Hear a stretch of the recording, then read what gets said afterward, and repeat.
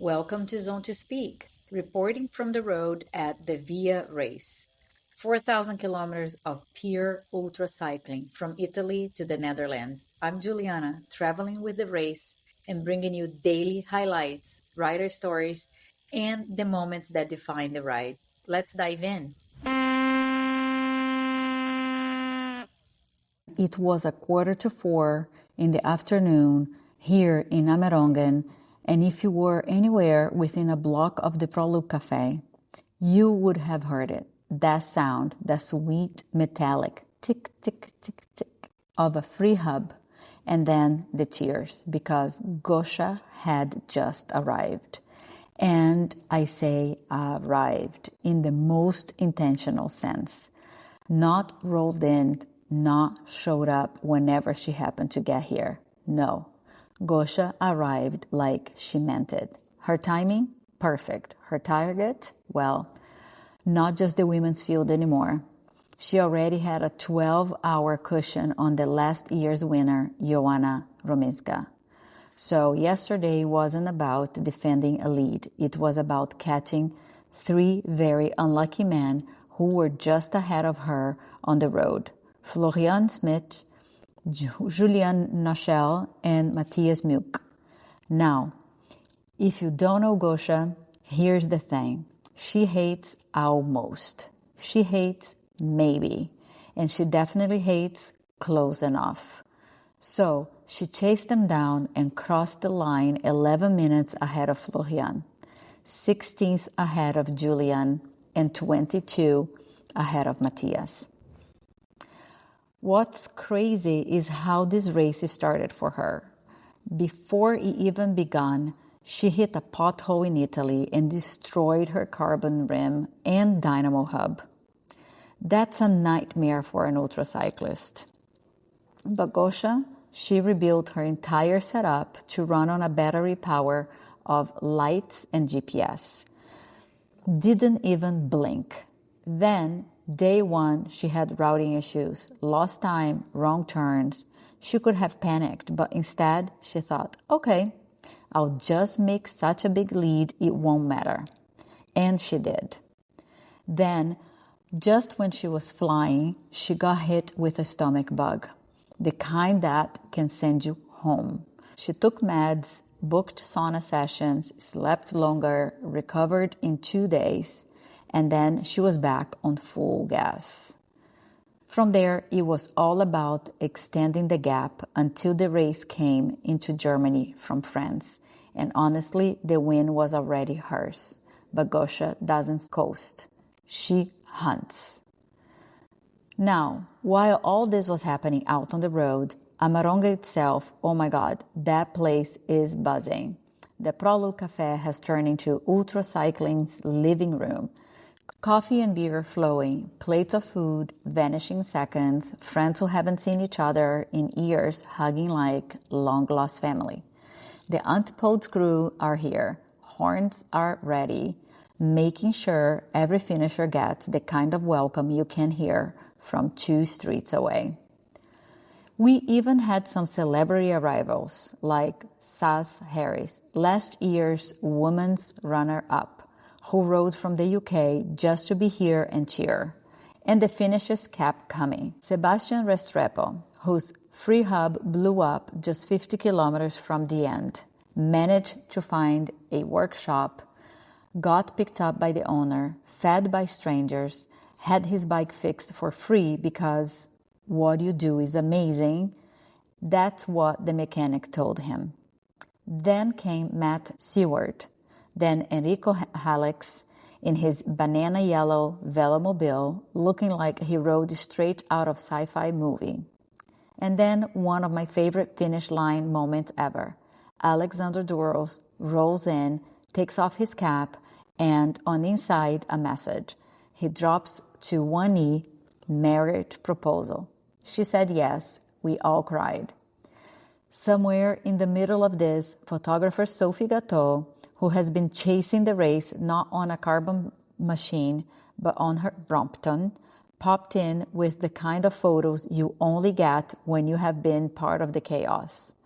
We still don't know if she actually pedaled that thing to the North Sea, but I vote she gets a medal if she did. And the race? Still not over. Joanna's just entered the Netherlands, apparently refueling on Dutch meatballs. Fiona Shorten is managing her rests carefully, still pushing through Sherman's snack to get here. And then there are still riders out there right now, somewhere in the dark, listening to their tires hum on the tarmac as they chase Amerongen. Tomorrow is our last day and our finishers party. And I just want to say, this race, this organization, I have never seen something like it. The camaraderie is real, the organizers genuinely love what they do, and they care so deeply about safety and about riders having the best time possible. I couldn't recommend VIA more. And personally, I'm so grateful for the incredible people I have met, riders, photographers, volunteers. This has been one of the most special experiences of my cycling life. Now, let's get to some riders' stories from the day. First up, Harry, tired, happy, and still trying to process that his VIA race is actually over. Stick around, this is one for the replay list. I'm here at the Proloog with Harry, 15th finisher. We also spoke at Refuge 1, and you had mentioned that one of your biggest motivations was to beat Matt. And Matt scratched, actually, at Refuge 1 a few hours after you had been there. Where did you find the motivation to keep going, and how did you feel about your frenemy scratching from the race? My personal motivation for finishing was always going to be there, especially after last year not finishing. It's definitely an unfinished story. So however it was going to happen, I was going to finish regardless. Scratching definitely took a hit to how fast I was going to finish. Like I like racing against him, and even though I did beat him eventually, and I will let him know that, it's not the same. We were really close. We never actually saw each other apart from when I was descending a mountain and he was coming back up it. But yeah, I was looking forward to just having a chat with him at some point when he eventually overtook me, which what I thought was inevitable. But yeah, it never happened. I mean, I never want to beat anyone because they DNF. But I trust Matt enough to know that he would have pushed as far as he could have done. You know, a lot of ultra cycling scratches is down to physical problems. It's pushing through pain, physical pain. But yeah, the mental side to it is just as important and plays just as much as a part in how far you can go. So I've seen him push himself to his limit a lot of times before. So I know that he doesn't really have a problem getting there. So I know that if he has scratched, it's definitely the right decision for him. So he's happy in whatever he chooses, which I think he is a lot happier now that he's scratched. Yeah, it makes sense also that you had unfinished business and you push yourself and you got in a great position and you actually finished on a big high because there was a challenge for the fastest time between the last gate to the finish line, and I heard you didn't stop, not even for a snack. What were you feeling and how did you do that? Because it was a big push. The last few kilometers where everybody usually struggles and it's like the slowest 100 kilometers for most people.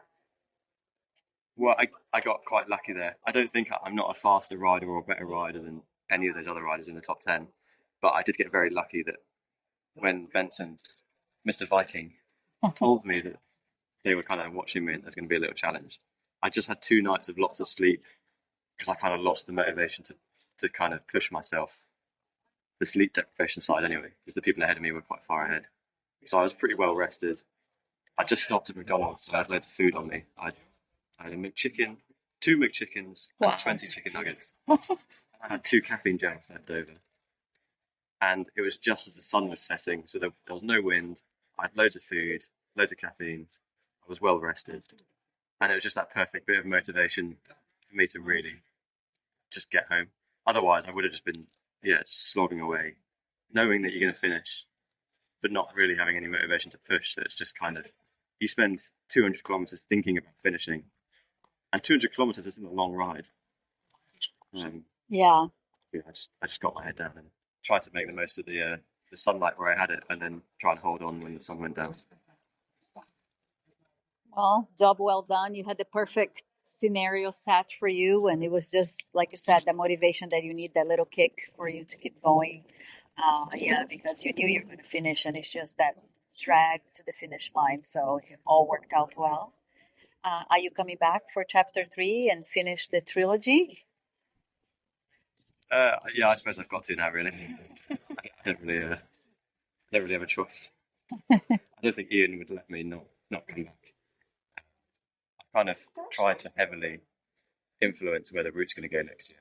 It's going up north, around some fjords, some Nordic countries. Not that I've never been there before, and that's part of the attraction of ultra racing, is I get to explore places that I wouldn't do normally. Yeah. But yeah, we'll see. As long as it doesn't finish in like the middle of Spain, so I might do it. Yeah. Yeah, I'll definitely be back next time. Yeah, I've done some bikepacking in Norway, and it's definitely gorgeous. And I think you do have to come back next year. Well, thanks, Harry, so much. All right, thank you. Thank you for doing the podcast for the last 2 weeks. They're not reminding me of gracious for other people, not just Congratulations again. swearing against the rain. That makes my day. Thank you. And that's all for today's episode. I want to thank the listeners for tuning in. Your support means everything. If you enjoyed this episode, please consider following, leaving a review, and sharing it with your friends.